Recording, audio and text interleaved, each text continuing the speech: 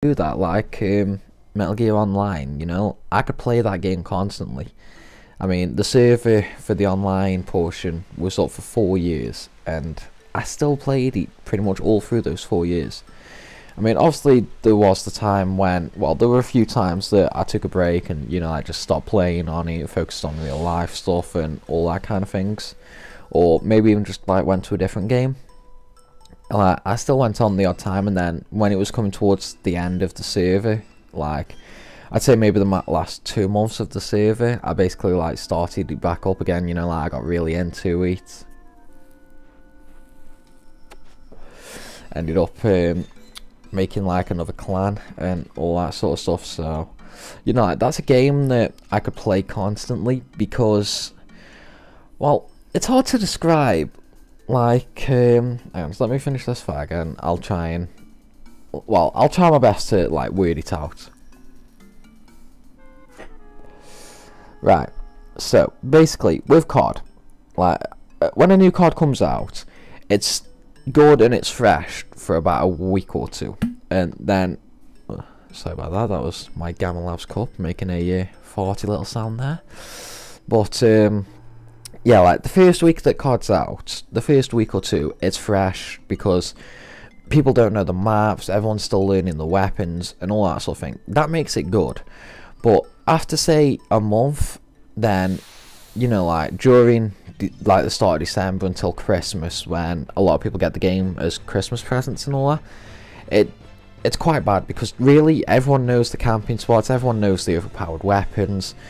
So really, you know, like you pretty much go into a game and just like that, you know, you instantly click onto what to expect, really. And that really, it basically annoys me in a game like that because everyone does the same thing over and over and over again. So it gets boring, it gets repetitive, and really, you know, like you can just start the game. Well, no, you could join a game halfway in, have no idea what's going on. You know, like you could spawn, you could run a couple steps, and then you're like, okay, there's going to be someone around this corner. So, you know, like you go around preemptive firing and all that, and what do you know, you get a kill. Because, like, you know, like every time you play on that certain map, there's always someone camping there. That's the thing with like first person shooters and that bores me now.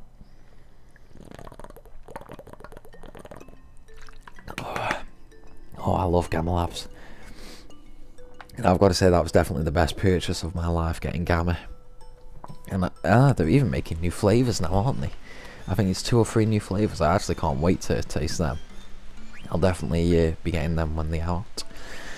Right, before I carry on, let's see. Obviously it's been a while. I don't know if I changed my gear around after I mastered some skills or anything like that. So I'm basically just going to go through and take a look at what I've got and what I haven't got. Right, I've got detect and flee learned, so I'll sit down for bandit, which will allow me to steal easier. Leather hat, new rest. Okay, no leather rest. No, I'll leave that off. Right, what we got?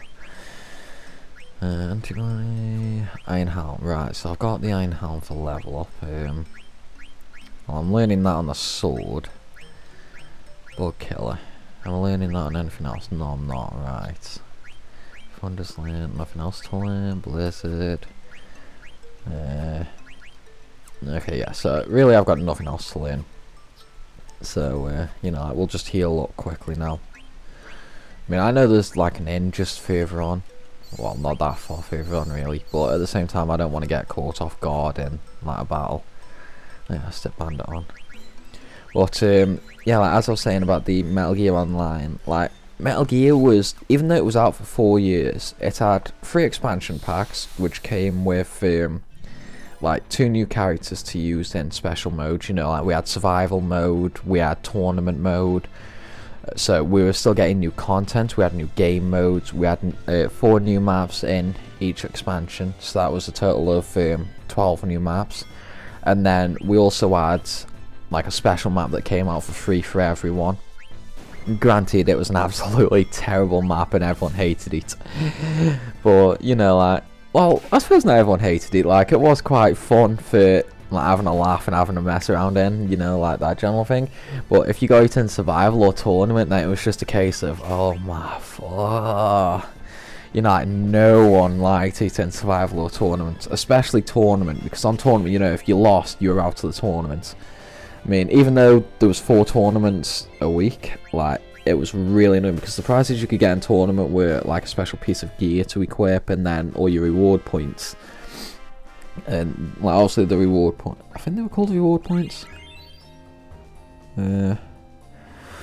Okay, no, now I feel bad. Like, so I honestly can't remember what they were called. I think they were called reward points.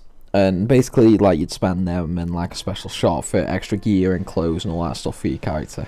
And that's another thing they did, like, they were constantly bringing out new gear and all that for your character, like new headgear, new clothes, all that sort of stuff. So you know, like, you could pretty much go into a battlefield with, oh, you know, like, just a red ghillie suit on, a crocodile head, you know, that sort of thing. Maybe you wanted to mix it up a little with the clown mask, the clown face paint, or, you know, maybe you just wanted the box head and all that sort of stuff. And then, obviously, Konami themselves actually hosted a World Championship for it, which, unfortunately, I, at the time, couldn't go to, due to my age. I mean, this is going to sound cocky, but personally, I think, back then, with who was playing the game, skill-wise, I probably could have made it into a team that could have qualified. But, obviously, because you had to be 18 to actually attend, then, like, you know, like, there was really no point in attempting to. But hopefully for the next Metal Gear Online, you know, like, they'll do enough World Championship, and then, now that, obviously I'm 20 now, so there's really no age limit to worry about, so, you know, hopefully I'll get a team together, and who knows, might make it possible, you know. But that's the good thing about, like, games in general, you know, like, you really can't expect anything, you know, like, a game will be, well, an online game, like Metal Gear Online, it'll be one game one day, and then the next day it'll be a completely different ballpark, you know? Like, that was what made it so good and why it was so much better than COD, really. I mean, I know Metal Gear wasn't a first-person shooter, that was a third-person, but either way, like, it was just so much better. Oh, and, but yeah, like, as I was saying, obviously with all the extra stuff that, like, changed the flow of the game, and all the different modes, but what really made it better was on COD, basically, you know, like, the only real mode that would change would be capture the flag, but at the same time that'd still follow the same principle, you know, like, you'd just have to get the flag, you'd have to run it to your base, and even in that, you know, like, there's only really 2 or 3 ways that people run it. Whereas on Metal Gear Online, you know, like, we had capture, where we'd have to get a Croton, run into a base, although there'd be 2 targets on the map, whereas if you had both of them in the goal, you know, like, you'd have a timer that'd go down twice as fast if you had both, and only, like, 1 second, well, you'd lose a second on the timer if you only had 1, whereas if you had 2, it'd be 2 seconds, a second, if you get what I mean. So, you know, like, that was obviously a nice little twist, but at the same time, on that, like, people didn't run the same way every game, you know, like, it was always different. You'd always have to keep an eye on the radar, you'd have to see where the target is, you'd have to see where the target's moving, because the maps were small and close quarters for most of them. I mean, obviously, you know, you would have the odd bit of long range, the openness sometimes, and all that sort of stuff, but generally it was more close quarters. But because the maps were, well, I'm not going to say mazed, because that would probably make it sound like they were hard to figure out. I mean, they weren't, like, hard to figure out, but at the same time, there were definitely a lot of routes to take and all that. I mean, obviously, sometimes, you know, there would only be the 1 or 2 routes, but most of the time, it was more of a case of, right, let's look at the map. Right, I've got the target, the goal's over there, I've got teammates over there and there, which way should I go? You know, like, because unlike COD, you can't see the enemy on your radar.